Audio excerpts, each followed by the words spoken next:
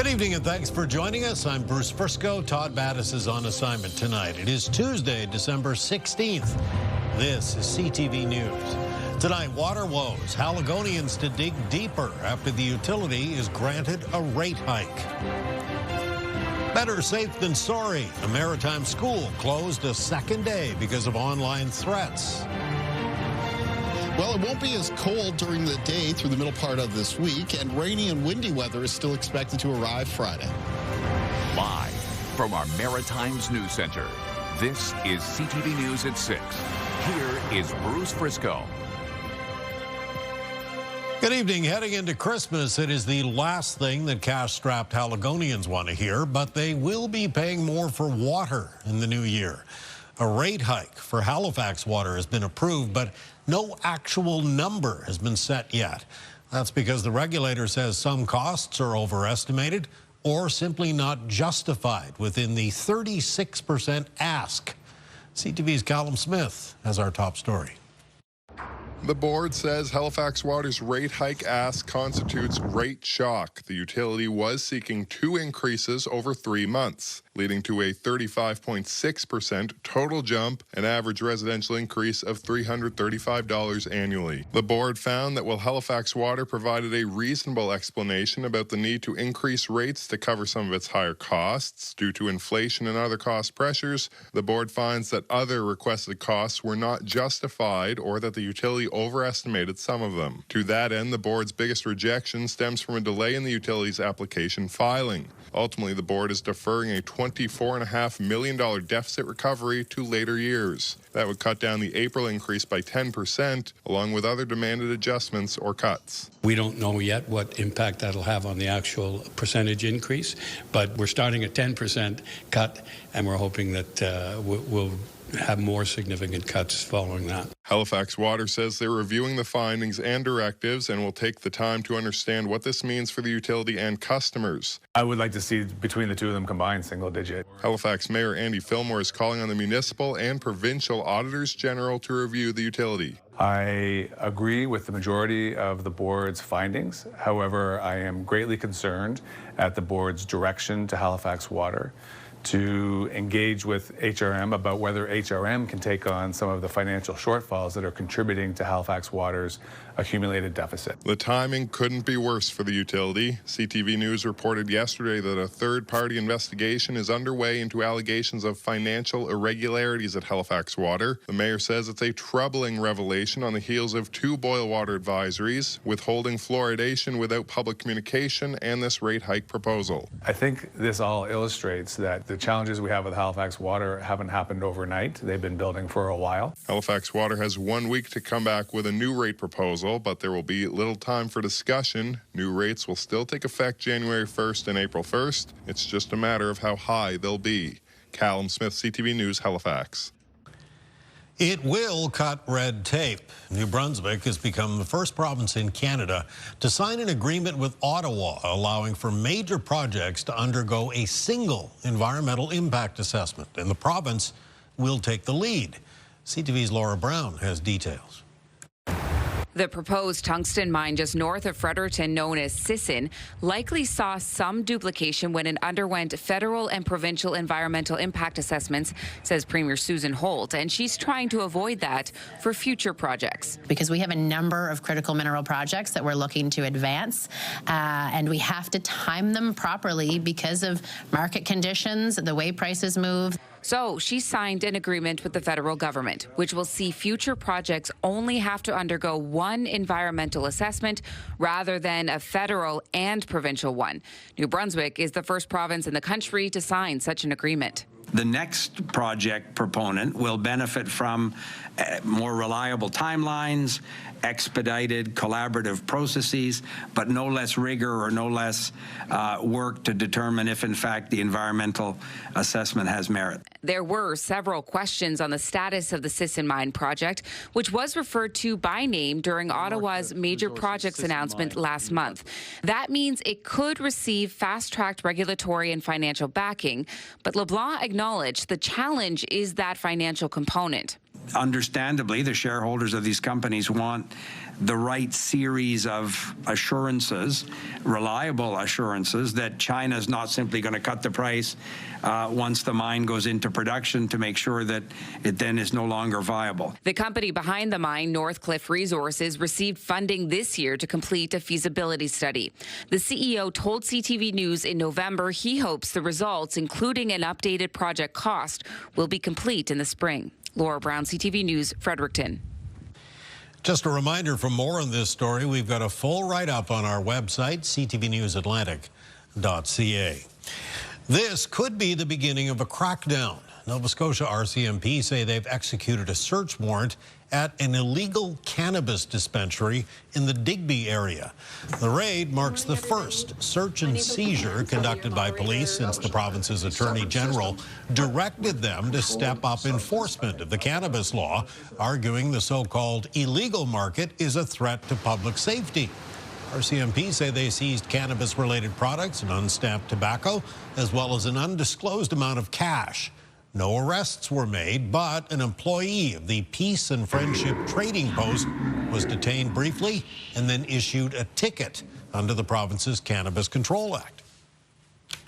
As well, one person was issued a ticket under the Cannabis Control Act for the offense of person other than authorized seller operating store selling cannabis. The investigation is ongoing at this time, so I can't provide a lot of other detail, but with the investigation ongoing, it means that there may be changes or updates on this investigation down the line. In a statement to CTV News, Justice Minister Scott Armstrong told us the government had a duty to protect all Nova Scotians. He said, quote, "That's why a directive was issued to all police agencies in Nova Scotia to intensify enforcement operations at illegal dispensaries and report back on progress. How police enforce the law remains a matter for police who operate independent from government." Should also tell you, CTV News reached out to the Peace and Friendship Trading Post, but did not hear back. For the second straight day, a New Brunswick school was closed because of online threats. Police are investigating, but they're not saying much publicly. CTV's Derek Haggett has more. There were no cars in the parking lot, and the playground was empty at Eleanor W. Graham Middle School in Rexton today. For the second straight day, school was closed after the RCMP received several reports of threats made toward the school on social media over the weekend.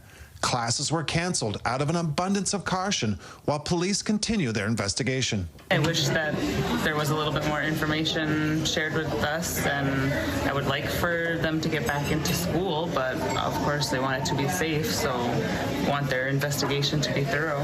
Rexton's high school is roughly a kilometer away, but remained open. Yeah, I was genuinely concerned because yesterday my mom had to make me stay home because she thought it's like a walking distance. The school district says they are unable to comment because it's an active police investigation. I know more information just from word around the town than I do from what I've gotten from the school. I spoke with one parent today who says she's obviously worried about what's going on here, but she also has concerns for the other schools in Rexton. There's two other schools closely located to the middle school, which is Bonner Law and the Rexton Elementary School. We also have two daycares that are located close to the school, so it is a big concern when one school gets shut down in a small area. Augustine kept her kids home yesterday, but police say there are not any known threats to the other schools in the area. Late this afternoon, the school's principal notified families that classes will resume tomorrow, but parents have the right to keep children home if they wish. Derek Haggett, CTV News, Rexton, New Brunswick. Nova Scotia woman sentenced to life in prison for strangling her 12-year-old daughter has been granted day parole for 6 months. Penny Boudreau killed her daughter Carissa back in 2008, first claiming she'd run away after an argument outside a grocery store in their hometown of Bridgewater. The girl's body was found a couple of weeks later on the banks of the LaHave River. Boudreau, who was granted a 60-day unescorted pass from prison earlier this year, will stay in a halfway house and can apply for full parole after serving 20 years. Here's a live look at festive Truro tonight, where it's currently -7 degrees.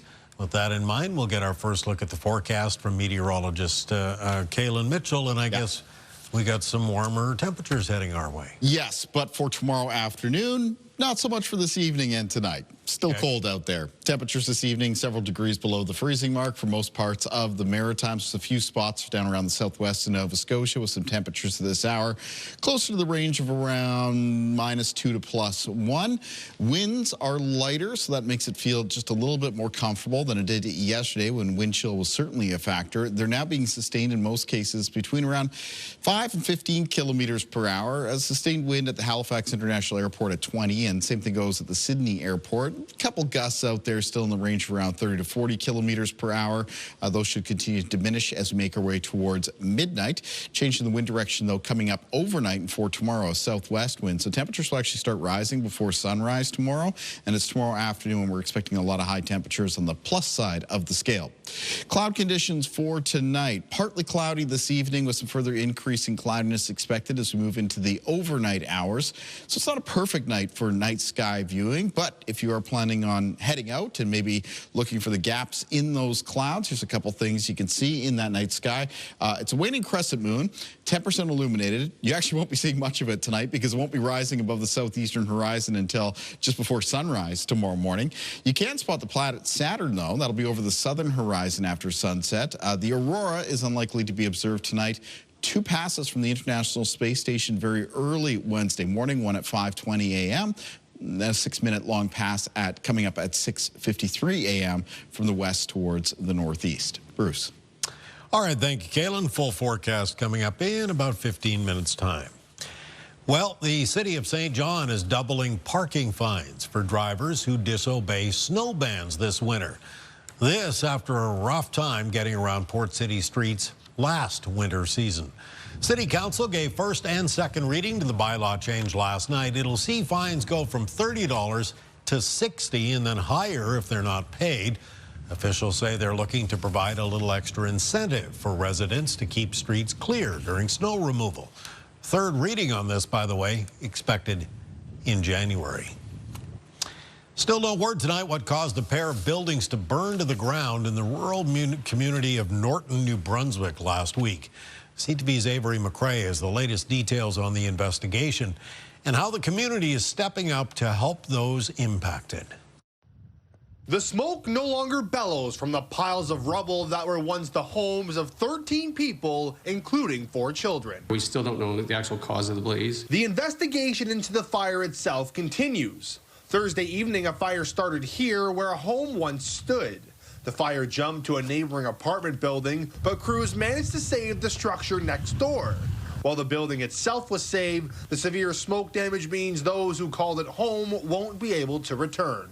A total of 8 departments responded to the fire. There was some fire apparatus damaged in the blaze. There's been, I don't know, they're just still telling the results, but a lot of hoses got burnt and things like that. I spoke with 2 couples who lived in the building here, both of whom had young children.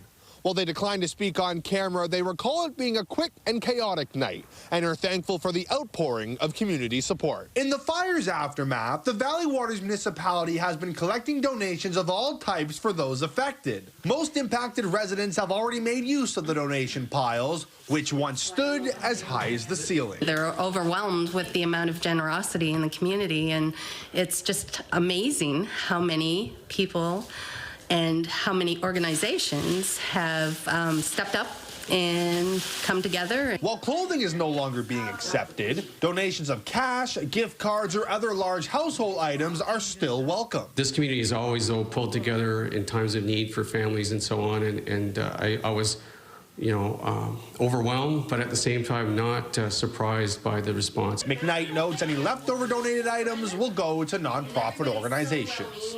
Avery McRae, CTV News, Norton, New Brunswick.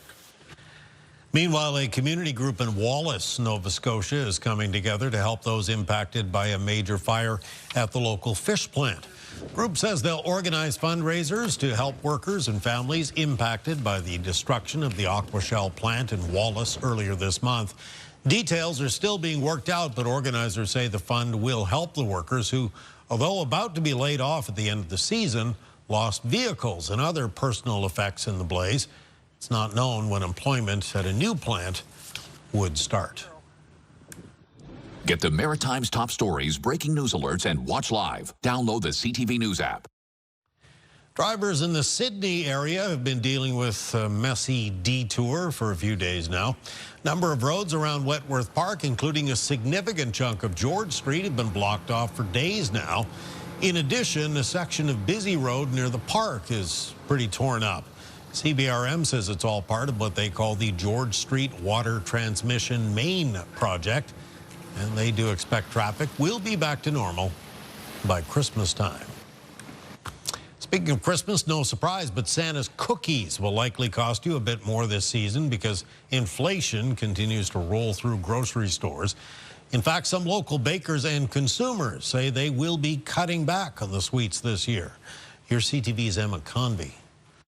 Kelly Muse is missing a few sweet essentials in her grocery cart. High prices forcing her to cut back on her annual baking list. Cookies or, some kind of bread, muffins, like all kinds of cooking. So usually something is on the go, pies, cake. But this year, nothing yet because we're kind of like, money's tight. For the baking she has done this season, she avoids making goods that need a lot of butter or eggs. Normally you'd be baking up a storm constantly, but I know a lot of people are like, oh man, things are so expensive, or constantly having to try to find the butter on sale. And those cookies for Santa could cost bakers a bit more this year. There's evidence out there that people are baking less just because of the price. It costs to actually buy ingredients. Despite prices for some baking essentials dropping a bit in price, other key ingredients are up. Stats Canada found in 2024, butter was $5.93 a pound. This year, it's $5.79. Eggs were $5.23 for a dozen, and this year they're up to $5.43. White sugar has dropped from $2.71 per 2 kilograms to $2.56, while wheat flour is up from $4.47 in 2024 to about $5 in 2025. For chocolate, generally speaking, we're seeing higher prices compared to last year. I'd say probably chocolate is anywhere between 15 to 20% more. Vanilla prices have actually gone up as well. It's a lot of cookies, a lot of brownies, a lot of muffins in the morning. So we're going through probably 50 pounds of butter a week. And so again, we're just trying to shop around and find the best prices that we can. This cafe downtown Halifax finds buying certain ingredients in bulk helps keep their costs down. 20 kilos of dark chocolate at a time. And I think right now that costs us about $500. And we're buying that every week or two. Sylvain Lebois says some of these baking ingredients could also be shrinkflated. Less product, same price. He adds for those planning to bake this season, they may lean more towards shrinking their treat sizes as well. And this is obviously to help their recipes go a little bit farther. Bruce. Good point. All right, thank you, Emma. CTV's Emma Convey reporting for us tonight. We've made this the focus of our CTV News web poll this evening. We're asking, are you cutting down in your holiday baking because of the high cost of ingredients? Yes, I'm not baking at all this year. I'm still baking, but I'm making some changes. Nope, I'm baking as usual, or, well, to be honest, I don't bake for the holidays. We're very interested to hear what you've got to say. Weigh in at ctvnewsatlantic.ca. Still ahead tonight, cold this evening with temperatures rising overnight. Kalen has all the details coming up in his full forecast. And we're going to look back on the first half year of the Papacy of Pope Leo with David Dean from the Atlantic School of Theology. Coming up next, though, seeking Southern comfort. What we are noticing is that people are spending less time pre or post cruise in the U.S. Maritimers still anxious to head south, but not so anxious to spend much time in the United States. Details are next. Come on back.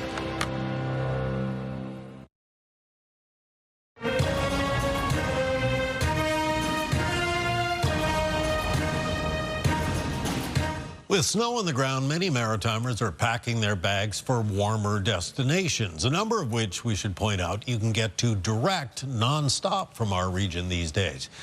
But as CTV's Jonathan McGuinness found out today, there is one destination that still isn't very popular right now. Things are picking up at the Halifax International Airport as holiday travel nears its peak.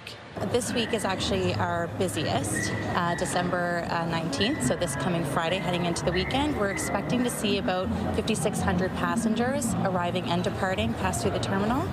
That number has been growing year after year as we move further away from the global pandemic. I go back for the holidays, 15 days, and later I come back to Canada. Exchange student Miguel Gonzalez is looking forward to heading home to Spain to visit his family and escape the Canadian winter. Yeah, here is so cold, and yeah, I prefer the hot. He's not the only person looking for warmer weather. We actually just launched our new Air Canada service from Halifax to Bahamas on December 5th, so we're seeing a lot of uptake for those. One destination noticeably absent from many Canadian itineraries is the United States.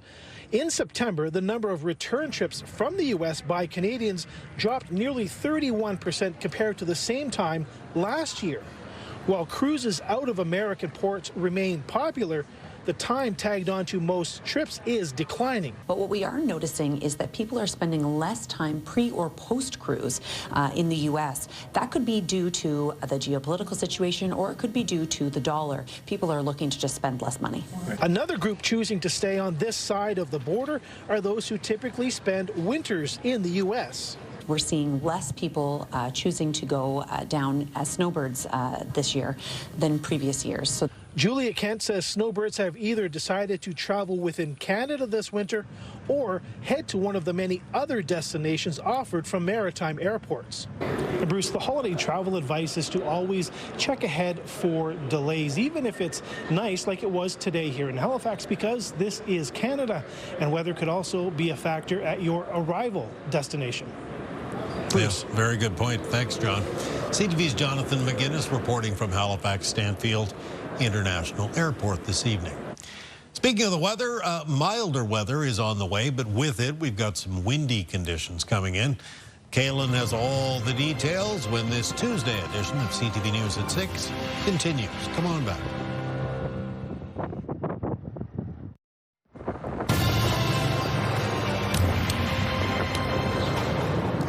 Very cold wind blowing across the Northumberland Strait and the Confederation Bridge as this shot was taken on the PEI side of the span late this afternoon. Pretty, but freezing. Yeah. Yeah. And then, of course, as that wind carries on off the strait and off the Gulf of St. Lawrence into eastern areas of Nova Scotia, can bring in some flurries with it.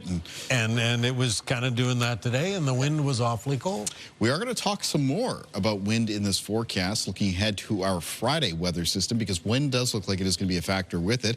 Where is that weather system now, you ask? It's around the south coast of BC, and it's bringing in rainfall warnings into southern parts of BC.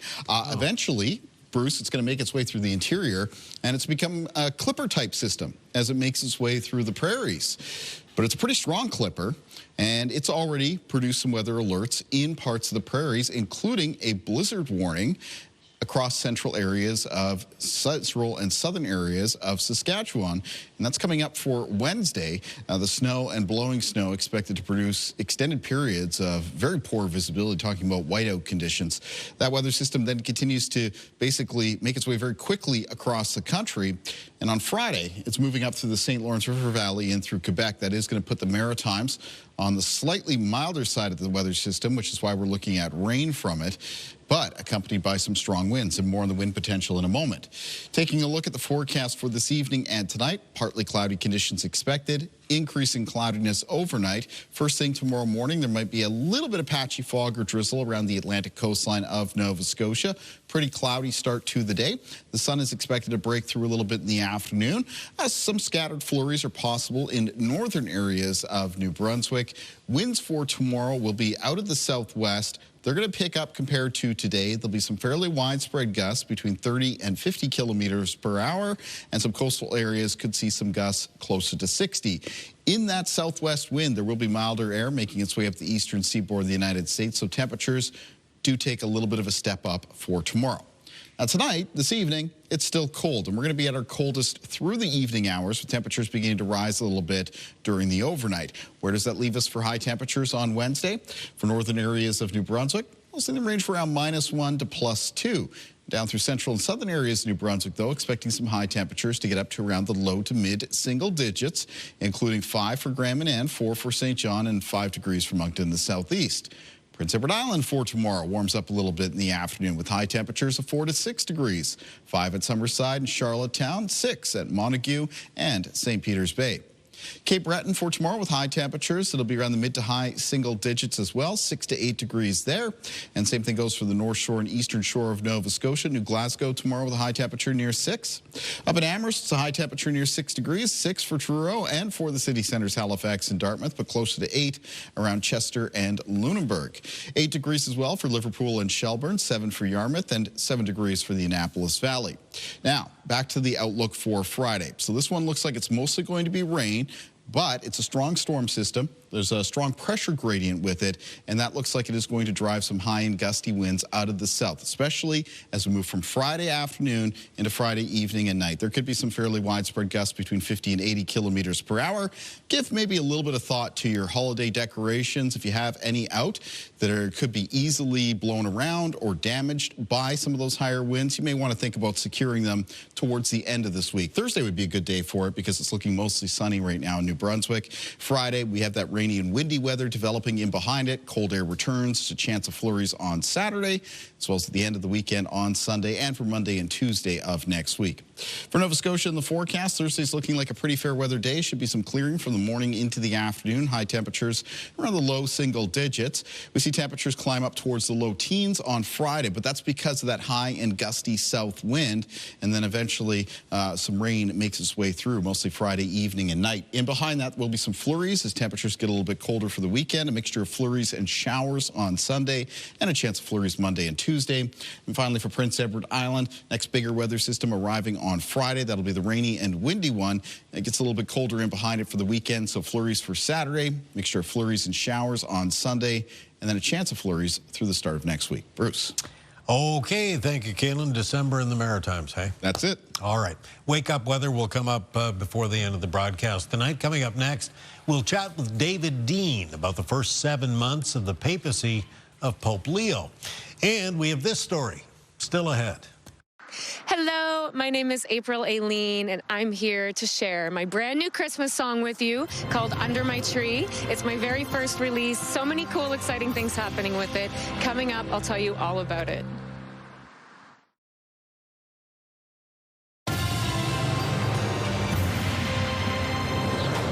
You know, among the notable deaths of 2025 was Pope Francis back in April. Francis, who died on the 21st of that month at the age of 88, was certainly notable. He was the first Jesuit pope, the first Latin American, and the first born or raised outside of Europe since the 8th century. He was replaced by another notable pope, the first ever American. At 70, Pope Leo is considerably younger than his predecessor, and hopes are certainly high when he was elected on May the 8th. The second day of the conclave. So what do we make of the first 7 months of his papacy? Joining us tonight with some insight, we're pleased to welcome Associate Professor of Theology, David Dean. Thanks for joining us tonight, David. Thank you so much for having me, Bruce. You're an educator. Dare I ask you to kind of grade Leo's first 7 months, how he's done overall? Interesting. To be honest, I would go with an A. We grade on the basis of the assignment and of the rubric.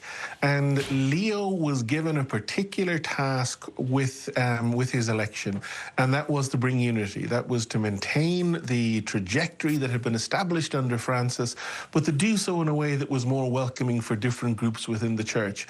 And I think he's done that superbly. He seems to have brought both factions of the church closer together, while also not compromising on many of the core elements of Francis's papacy. So for me, it's an A. It's a strong A. He's had a really good start. And it's the younger generation as well, right? This is a pope who likes baseball. He's on social media. He's certainly very youthful. He kind of brings back memories of John Paul II skiing and that kind of thing. Does he carry sort of heavy expectations that he's going to modernize the church, and are those expectations realistic? He doesn't really. So you're definitely right about him being very young. One of the core images of his papacy thus far is him traveling on the Pope mobile through St. Peter's Square and people throwing baseballs and other things at him and him catching them. So he definitely has that charismatic element, but he himself is extremely quiet, extremely shy, extremely contemplative, and dare I say it, even mystical. So he's not an action figure in the way that Pope John Paul II was, or even Pope Francis was. He doesn't have a manic desire to reform things. His presence is much quieter, much more gentle, and so I wouldn't expect any massive upheavals in the next 10, maybe even 20 years. And I think that's one of the reasons why he was elected, that people found the Pope Francis pontificate very tumultuous, that Francis would say bizarre things on flights, he would speak from the gut, and sometimes that would rub people the wrong way. Leo was a much more thoughtful figure, a much more circumspect figure, but in terms of core focuses, for example, the treatment of immigrants, the treatment of the poor, he's solid and uncompromising, but in a gentle, spiritual way, rather than the very bombastic, in-your-face Francis way. You know, let's talk a little bit about some individual groups here. He's vowed to continue appointing women to leadership positions in the church, but he's, as you've indicated, kind of tamped down any hopes of ordaining women as deacons or as priests. Disappointing to some, I'm sure. Yeah, for sure. Now, he inherited that whole set of questions, and so there was a research group that were working on one particular question, and that particular question was, historically, are there precedents for women deacons? And so their job wasn't to do research on whether there should be women deacons or whether they shouldn't, simply to answer that one particular question, and that came back with its findings and said there was no conclusive evidence for there having been women deacons. And so in one sense, that whole decision, whether you like it or don't like it, doesn't accrue to Pope Leo. That's something he inherited. It's something that he simply had to report the findings of that group. And so we shouldn't read too much into that in terms of what Pope Leo wants to do. That was simply a task that was in hand. And he's also on record as welcoming the LGBTQ community, but again, noting it would be, and I think I'm quoting here, highly unlikely that the church doctrine would change. Would you again expect him to push for that, or again not realistic for this term? You know, I think one of the things that people often mistake about Pope Francis is that we bought the sizzle and not the steak with Pope Francis.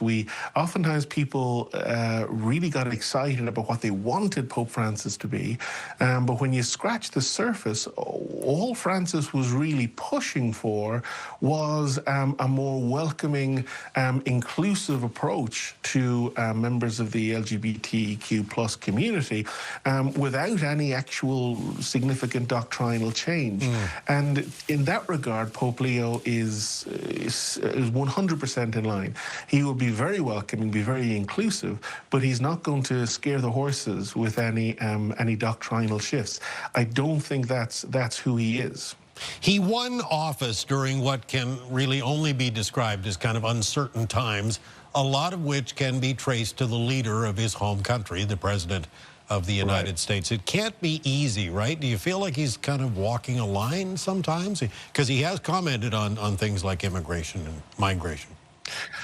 Yeah, so I think one of the things that people who are really carefully watching Pope Leo should be really attentive to is the fact that he is very much a cards close to the chest guy. He's very much a gentle, inclusive, non-dogmatic guy, and yet he is super strong in criticizing the moves that the Trump administration has made in relation to immigrants and in relation to rejecting the dignity of immigrants. And this rejection of the dignity is manifest in the way ICE are treating people and also in depriving them of access to spiritual care. And Pope Leo has been crystal clear in condemning that and in encouraging the U.S. Conference of Catholic Bishops to support the rights of migrants. And that actually almost in one sense has even more power than it had under Francis, because Francis was, he was a very effusive guy. He'd, pontificate, no pun intended, on various topics. This is a strong, strident critique which comes from a very thoughtful and deliberate place. So he is and will be a thorn in the Trump administration side in many areas, while not himself being an ideological rebel. But you don't have to be an ideological rebel to critique Trump.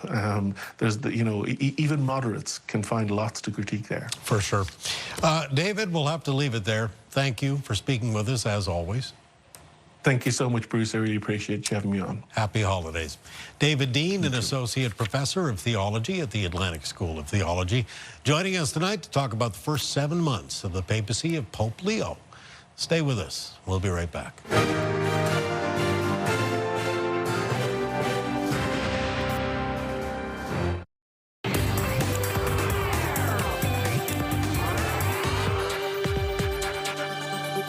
On the scene now with Katie, and for more than a decade, April Aileen has been making music from the heart. That's right, Bruce. And now a special new tune is reaching a whole new audience. It's coming on Christmas. It's that time of the year. Under My Tree is April Aileen's debut Christmas song. Yes, the gifts and the presents and the tangible items are great, but the real part of it is family, being with the people you love. And in this situation, I didn't have that person with me, and I didn't think it looked like we'd be spending Christmas together. And so I wrote this song that, basically I just want you under my tree. Only want you for Christmas under my tree. Aileen brought the tune to life with a festive music video. It was shot around Halifax at some of the places that come alive every Christmas, like this house on Connaught Street, famous for decorating to the nines every year. We literally came here and filmed the majority of the music video, and it's so beautiful at night. The lights, Charlie Brown, just everything about this place, and it made me feel like home. But for Aileen, this house represents more than twinkling lights. But what they do here is really good. It helps, Family SOS. They're taking donations, financial, or it could be, anything, clothing, food. And I love that community aspect. She says that sense of connection is what the song and the season is all about. I hope it makes them realize that they're not alone, and that Christmas, we're all in this together. If you can just get to be with the people you love around a tree and have something warm to drink, then you're winning. Under My Tree is not only striking a chord with local listeners. Your first Christmas song is in a Hallmark movie. How does that feel? It's so exciting. It got featured in a Hallmark holiday series. So Hallmark reached out and wanted it for this show called Mistletoe Murders, which I think is like #2 in Amazon Prime right now. I'm still missing you for Christmas. There's this scene by the Christmas tree where it's a little romantic, but there's some tension and nothing really happens, but there's this love connection between them that doesn't really get, there's this tension. And the momentum didn't stop there. So that started, and then Apple Music reached out and they put it on a very Canadian playlist, new and holiday, massive playlists. And the first 2 weeks of the song being featured on Hallmark, it got over 1,000 Shazams. I was watching it in the back end being like, what's going, whoa, so cool. All over North America. Under My Tree is out now, a Halifax-made holiday song with a very Hallmark ending. Lovely voice, lovely song. She's so good. Yeah. Isn't that cool? It is Imagine, cool. First Christmas song just ends up in a Hallmark series. Yes, that's right. I love it. Gotta love it. Nothing more Christmassy than that. It's true. And you have a brand new contest you want to tell us about. Yes, I do, Bruce. So CTV wants you to see Celtic Woman.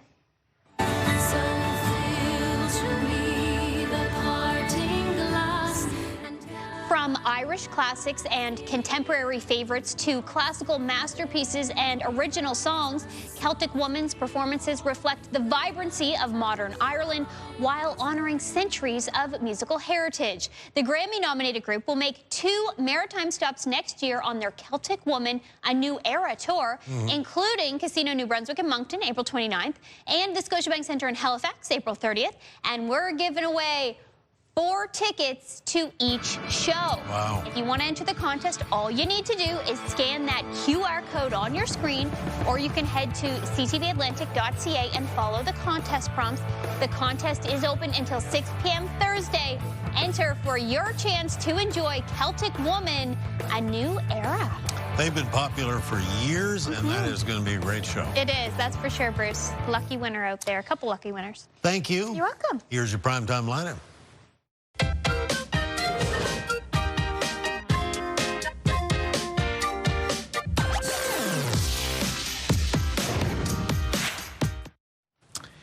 On the markets today, the Dow ended the day down 302 points. And Ottawa has signed off on a major mining deal, one that will see a British firm acquire a Canadian one. BNN Bloomberg's Morella Fernandez has details. This is about a U.S. $20 billion all-stock deal between Anglo American and Teck Resources. As part of it, Anglo American has agreed to spend $4.5 billion in Canada over the next 5 years. It is also moving its global headquarters from London to Vancouver. Shareholders already approved the deal that creates a copper power producer. The new company will be called Anglo Teck. Canada's industry minister says Anglo's commitments are legally binding. Here are the closing numbers for the day. The Canadian dollar ended the day up at 72.71. West Texas Intermediate crude lost over $1.50, ending the day at 55.27. Western Canadian Select also down to 42.88, and the TSX dropped 219 points today to end the day at 31,263. Those are your business headlines. I'm Morella Fernandez. Thank you, Morella. Now we'll head outside to Kaylin on the weather deck for a look at the wake-up. Yeah, thank you, Bruce. It's still cold out here, but the winds are certainly lighter compared to when I was out here last evening, and that's a big improvement just as far as how it feels. I'm looking forward to tomorrow evening when it should be even a little bit milder. Let's take a look at our viewer picture for tonight. At the start of this week, received a number of great pictures for the very snowy scene that latest weather system brought across parts of Nova Scotia and Prince Edward Island. This one is from Nancy and Alex Piers. It was taken at Baker's Settlement in Lunenburg County, Nova Scotia. I want to thank Nancy and Alex very much for sharing that with me. And Baker Settlement for tomorrow. Cloudy periods. Mostly in the morning. Sun should break through a little bit in the afternoon. High temperature near 7 degrees. Maybe at the very low chance of a light shower, a little bit of patchy drizzle. Day planner for tomorrow. First thing in the morning, pretty cloudy for all 3 maritime provinces. Morning temperatures will mostly range from a few degrees below the freezing mark around northern and central areas of New Brunswick to a few degrees above for parts of Prince Edward Island and Nova Scotia. Remember, during the overnight hours, temperatures actually start to rise for the Maritimes. In the afternoon, it is cloudy with sunny breaks. There's a chance of some flurries drifting across northern areas of New Brunswick. A lot of the high temperatures tomorrow, southern New Brunswick, Prince Edward Island, and Nova Scotia, up to around the mid-single digits. A little bit chillier in the north of New Brunswick. Let's find out what's coming up on your Morning Atlantic. Wednesday on Your Morning Atlantic, the Takeover Tour. The PWHL is coming to town. We'll get all the details on the Toronto-Montreal matchup. Start your morning with us Wednesday on Your Morning Atlantic on CTV2 and Crave. Thank you, ladies. Finally tonight, with penny production coming to an end in the United States, coin collectors were eager to get their hands on some of those last and now obviously quite valuable coins at an auction last week. So according to Stax Bowers Galleries, which handled the auction, 232 3-coin sets went in the auction block last week on behalf of the U.S. Mint. Each set contained a 2025 penny struck at the Philadelphia Mint, one from the Denver Mint, and an historic 2025 penny struck in 24-karat gold, also from Philadelphia. The first set to cross the block went for $200,000 US, before the final set sold for an astounding $800,000. Collectively, the pennies brought in $16.76 million during the auction. End of an era. That's the program for this Tuesday night. The rebroadcast begins in just a moment on CTV2, ctvatlantic.ca, always updating. I'm Bruce Frisco in for Todd Battis. Thanks for watching. See you again tomorrow night.